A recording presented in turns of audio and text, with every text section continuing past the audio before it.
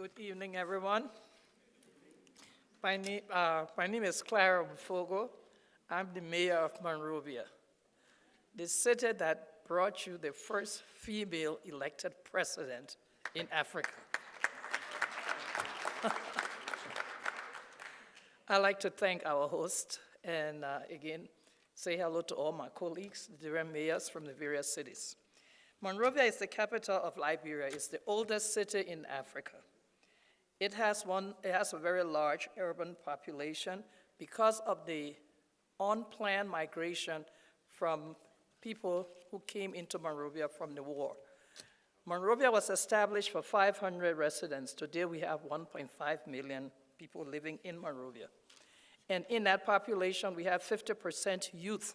So you can see the challenge we have in terms of youthful, to keep them occupied and not have them getting into trouble, and keeping them trained and making sure they become part of the establishment and not just sitting around.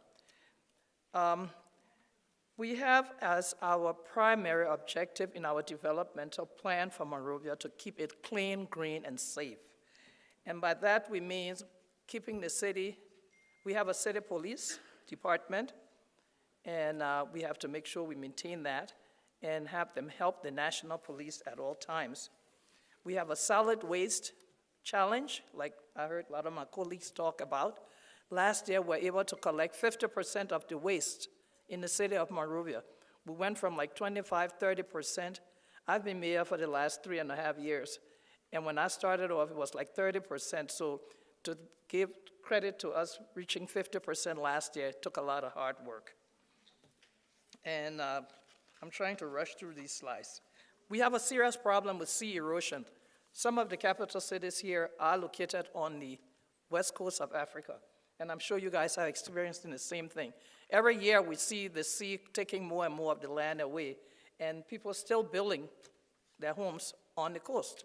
So now we have to try and train them to make sure when we're developing low-cost housing, they are the first to apply for them so that they don't have to be running and finding shelter with friends and family every time we have a rainy season. And for Liberia, we have rain about 6 months a year. I mean, serious hard rain. So you can imagine, by the end of every rainy season, we have so many of our residents with no place to stay. So low-cost housing is also a major concern of ours.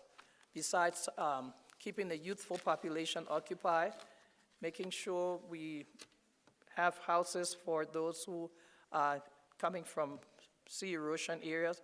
We also have a large population of informal settlements. And these were brought about during the war, people coming into the city and just settling in areas.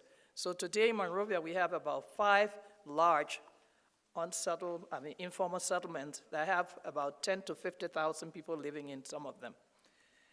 But in summary, I'm going to say Monrovia is still a vibrant city to visit.